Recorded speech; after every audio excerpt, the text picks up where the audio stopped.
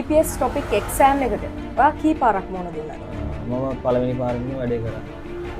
يعني exam එකට ලකුණු කීයක් ගත්තද? මට 200ම තිබ්බා.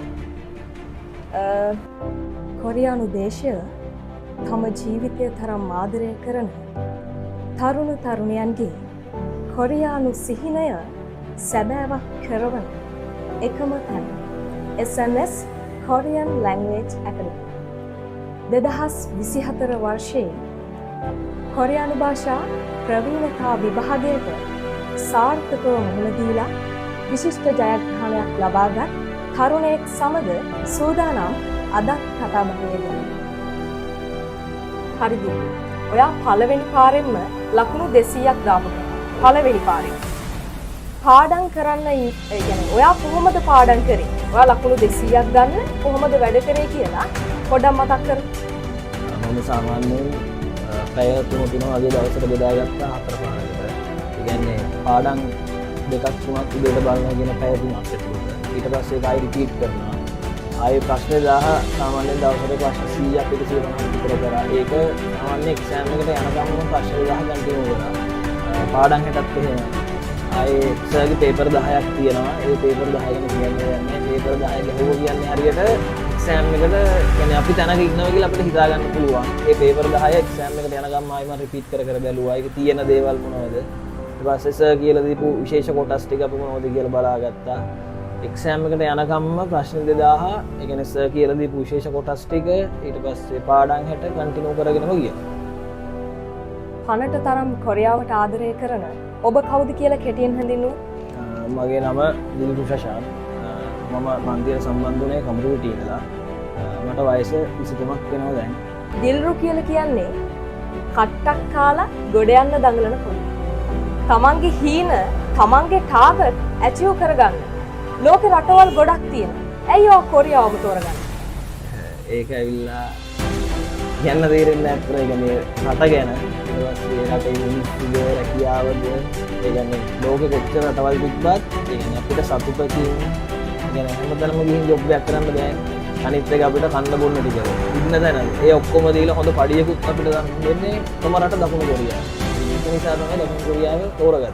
හරි දිල්රු. ඔයා පළවෙනි පාරෙන්ම ලකුණු 200ක් දාපු කෙනා. පළවෙනි පාරෙන්. පාඩම් කරන්න ඒ කියන්නේ ඔයා කොහොමද පාඩම් කරේ? ඔයා ලකුණු 200ක් ගන්න කොහොමද වැඩ කරේ කියලා පොඩ්ඩක් මතක් කර. මම සාමාන්‍යයෙන් පැය 3 වගේ දවසට බෙදාගත්තා 4 පාරකට.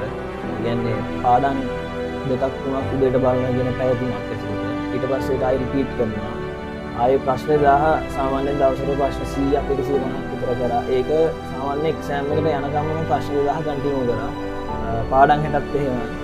ආයෙ සර්ගේ පේපර් 10ක් තියෙනවා. ඒ පේපර් 10 කියන්නේ පේපර් 10 ගහුවා කියන්නේ හරියට එක්සෑම් එකට يعني අපි තැනක ඉන්නවා කියලා අපිට හිතා ගන්න පුළුවන්. ඒ පේපර් 10 එක්සෑම් එකට යනකම් ආයෙ මම රිපීට් කර බැලුවා. ඒක තියෙන දේවල් මොනවද? ඊට පස්සේ සර් කියලා දීපු විශේෂ කොටස් ටික අපි මොනවද කියලා බලාගත්තා. එක්සෑම් එකට යනකම්ම ප්‍රශ්න 2000 ඒ කියන්නේ සර් කියලා දීපු විශේෂ කොටස් ටික ඊට පස්සේ පාඩම් 60 කන්ටිනියු කරගෙන ගියා. ලකුණු 200, ලකුණු 195, ලකුණු 190, ලකුණු 185. විශිෂ්ට ප්‍රතිඵල රැසකින් සිසුන් සමත් කරවන. පළවෙනි පාරින්ම සිසුන් සමත් කරවන. ඔබ කියන තරම් දන්න හඳුනන ගුරුවරයා කවුද? එයා අපේ හදවතේ ගුරුතුමා ඉසුරු සංචුල. ඔබේ හදවතේ ගුරුවරයාගේ ඉගැන්වීම ගැන පොඩ්ඩක් මතක් කරොත් කොහොමද?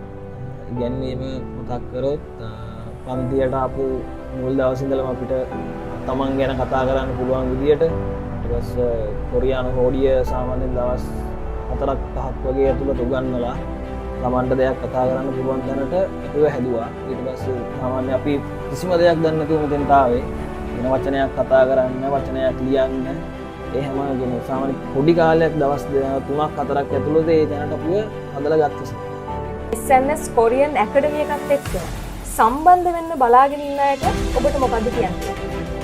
කියන්න තියෙන්නේ EPS topic exam එක ගන්න හැම දිනාටම කිසිම බයක් නැතුව අපිට රෙකමන්ඩ් කරලා කියන්න පුළුවන් ඉසුරු සංචුල කියන සර් ගැන. ඒ කියන්නේ A to Z ඔළුවට යන විදියට හැමදේම ගැන අපි කරපු නිසා අපි දන්නවා මේක කොහොමද වෙන්නේ කියලා. කියන්නේ සර් කියන්නේ වෙනම විදියකට.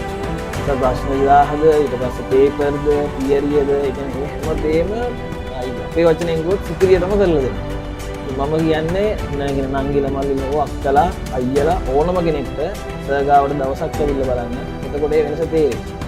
සාමාන්‍යයෙන් වෙන කෙනෙක්ගේ පන්ති ගිහිල්ලා මෙතෙන්ට ආවොත් එදාට කියන්නේ හොඳටම තේරෙයි. කියන්නේ අපේ සර් කොහොමද කියලා. ඒ තරම්ම හොඳයි. මොකද පළවෙනි පාරේ 200කට අපිව ගස්සනවා කියන්නේ ඉතින් ඒක පොඩ්ඩක් අමාරු වෙනවා. يعني සර් අපිව ඒ දැනට යවලා තියෙනවා. ඒකට ඉතින් කෙනෙක්ට හිතන්න පුළුවන් يعني සර් කොහොම කෙනෙක්ද කියලා. එයා කෝස් එකත් එක්ක දවස් කීයක් සම්බන්ධද? සාමාන්‍යයෙන් දවස් 70ක් 80ක් වගේ ඒ අතර සිද්ධ වුණු විශේෂ සිදුවීමකුත් නැද්ද? තියෙනවා. එක දවසක් කියන්නේ සර් ගෙදරට වැඩ දෙනවා.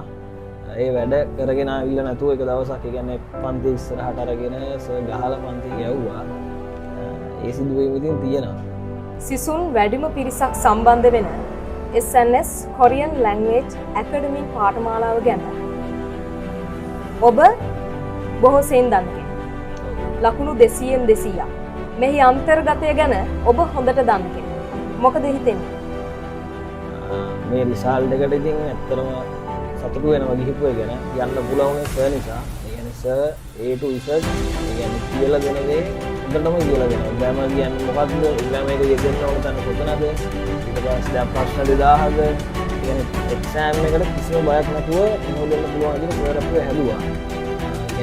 දෙකවි සොබියක් තුනක් ඕනම දෙයක් ඕනම තැනකට ගිහිල්ලා බය නැතුව කියන්න පුළුවන් විදිහට අපිව සර් හැදුවා. විවිධ දේශයක ගමන් කරන්නට ඔබට ධෛර්ය ශක්තිය ලැබේවා කියලා SNS Korean Academy අපි හදවතින්ම විශ් කරනවා.